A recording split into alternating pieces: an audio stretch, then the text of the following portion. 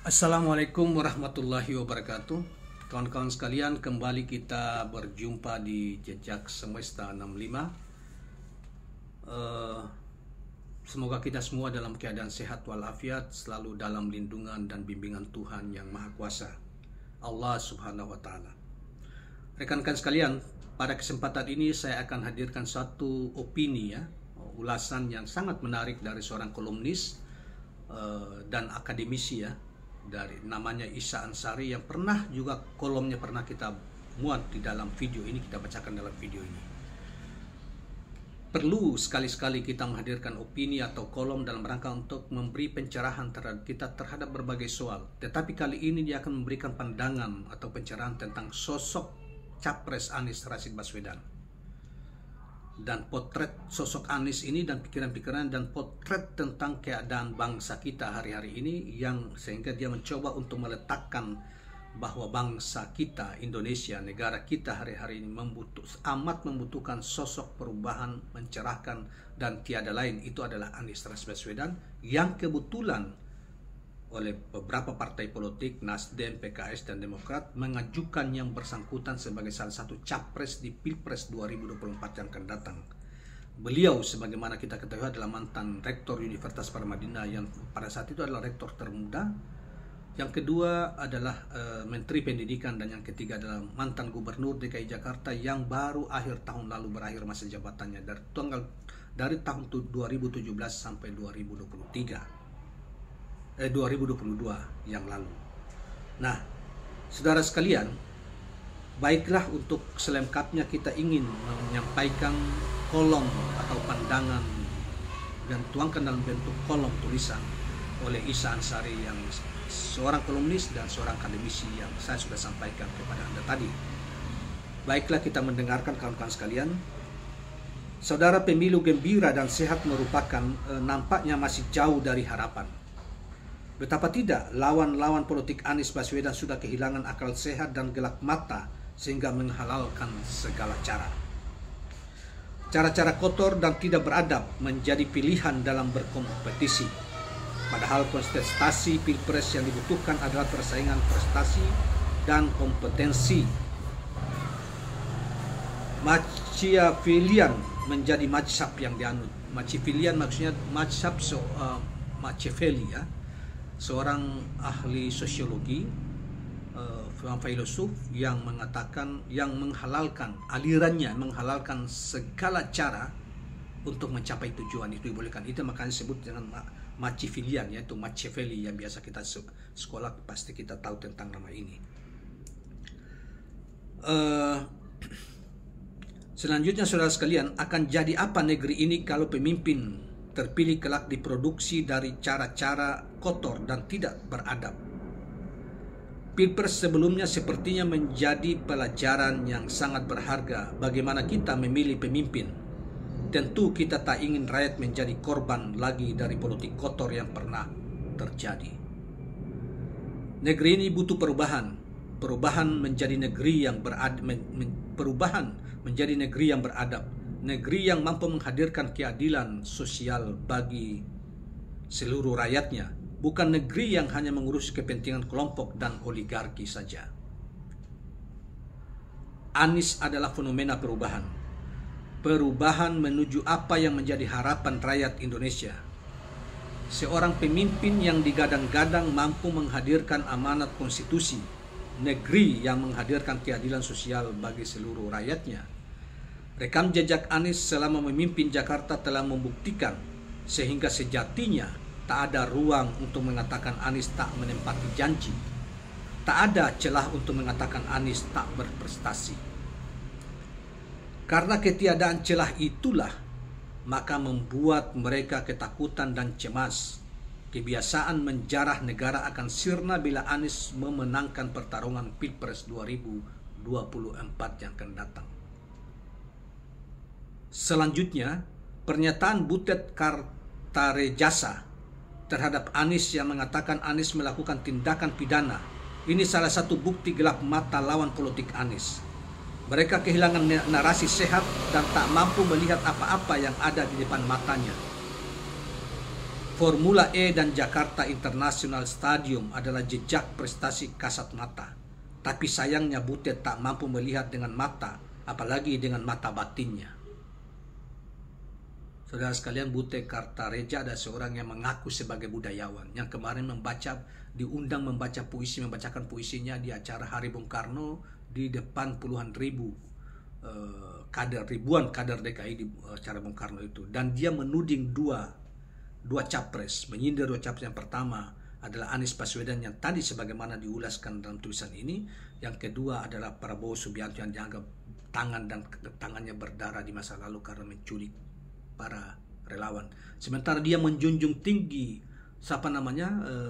Ganjar Pranowo yang pada saat itu hadir dan menjadi capres PDIP, tanpa dia mengatakan Ganjar dugaan terlibat korupsi EKTP pada masa yang lalu yang disebut-sebutkan dalam persidangan korupsi di KPK.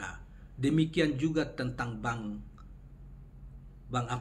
kerugian ratusan miliar rupiah, bahkan dikatakan sekitar 300 sampai 500 miliar bank yang dia pimpin di daerah yang dia pimpin, yaitu Bank Jawa Tengah, yang sudah mentersangkakan, kalau Anda salah itu ada 3 atau 4 orang pengelolanya, sementara Ganjar masih melenggang kangkung dan bahkan diberi kartu merah sebagai calon. Itulah Butet katanya mengaku, sehingga mendapat kecaman yang luar biasa dari berbagai pihak bahwa dia bukan seorang budayawan, karena dia memang selama ini tidak punya prestasi apa-apa di ranah kebudayaan. Dia hanya seorang yang menjual idenya demi isi kantong atau isi dompetnya, kata Fadli John pada saat menanggapi soal itu. Nah, terus kita lanjutkan. Bagi Anies, sikap lawan politiknya tentu tak harus dihadapi dengan cara-cara yang sama. Anies menunjukkan dirinya sebagai politisi yang berada pada peradaban manusia, santun, humanis, dan konsisten atas ucapan dan perbuatan. Anies mengajarkan kepada kita bagaimana berpolitik yang sehat, riang, gembira, dan beradab. Berpolitik menghidupkan kembali tradisi demokrasi. Cercaan dan fitnah Anies hadapi dengan senyum dan kesantunan. Tak ada sedikit pun Anies melakukan hal yang kasar, apalagi memfitnah dan menjatuhkan lawan politiknya. Jejak rekam menjadi jawabannya. Saudara sekalian, dalam keheningan ibadah hajinya menjalankan wukuf, Anies pun berdoa akan keselamatan bangsa. Doa agar Indonesia lebih baik, masyarakatnya lebih makmur, dan insya Allah jadi negeri yang mendapatkan keberkahan dari Allah Subhanahu wa Ta'ala. Sebuah sikap mulia dan sikap melindungi dan mengayomi.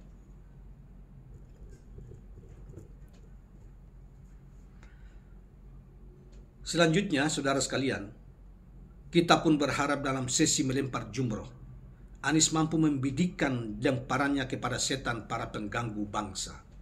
Sebagaimana Ibrahim dan Ismail ketika dipengaruhi oleh agar melawan perintah Tuhan. Tentu yang pengaruh pada saat itu yang disebut dengan iblis.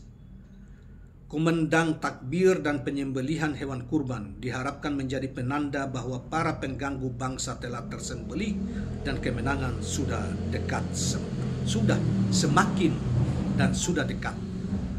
Itulah kawan-kawan sekalian sebuah kolom yang menarik yang ditulis oleh Isa Ansari ini, seorang akademisi dan sekaligus kolumnis, mencoba untuk membuat narasi yang sangat menarik tentang bagaimana capres ini dan keadaan Indonesia membutuhkan Anies Baswedan, tetapi tantangan yang adanya fitnah dan upaya menjegal selalu ditujukan kepadanya oleh lawan-lawan politiknya. Bahkan mereka gelap mata, tidak lagi melihat cercah harapan atau cahaya, sehingga mereka seperti mengambil jurus mabuk, baik itu pimpinan rejim ini maupun oleh mereka kaki tangannya, termasuk salah satu yang disebutkan tadi yang mengaku sebagai budayawan yang membaca puisi, yaitu itu tadi yang kita sudah sebutkan namanya, yang menuding Anies sebagai seorang tersangkut pidana karena mereka mendorong KPK untuk mengusut terus soal Formula E, walaupun oleh lembaga negara yang punya wewenang memeriksa tentang keadaan keuangan negara, penggunaan Formula E itu tidak bermasalah dan tidak merugikan negara, bahkan menguntungkan daerah. Karena acara itu menguntungkan begitu banyak efek ekonominya, sekaligus ada keuntungan buat daerah. Beda halnya dengan misalnya dibangun oleh Jokowi dan kawan-kawan di Mandalika, ya. Mandalika baru terbongkar secara alami.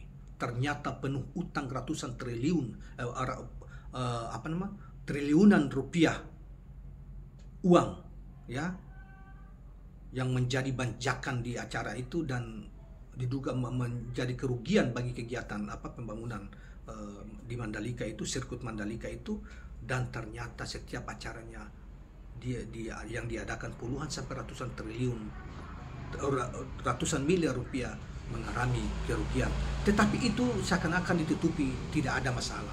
Tapi itu terbongkar ke media, dan media, masyarakat mulai terbuka matanya. Ternyata yang selama ini ditujukan kepada Anies adalah fitnah belaka, sementara mereka untuk menutupi fitnah mereka, kejahatan mereka itu dan borok-borok buruk mereka itu, mereka yasa membangun opini yang sebaliknya untuk menyesatkan pikiran dan pendengaran rakyat. Tetapi yang namanya kebenaran, telinga kita selalu akan mendengar kepada kebenaran, dan keyakinan dan akal kita akan menerima kebenaran adalah kebenaran dan kejahatan adalah kejahatan. Dan kini mulai terungkap satu persatu dari rejim yang tidak bertanggung jawab, rejim korup, rejim yang penuh dengan KKN. Itulah kawan-kawan sekalian, sebagai tambahan dari kita. Jangan lupa subscribe, like, dan share channel ini. Assalamualaikum warahmatullahi wabarakatuh.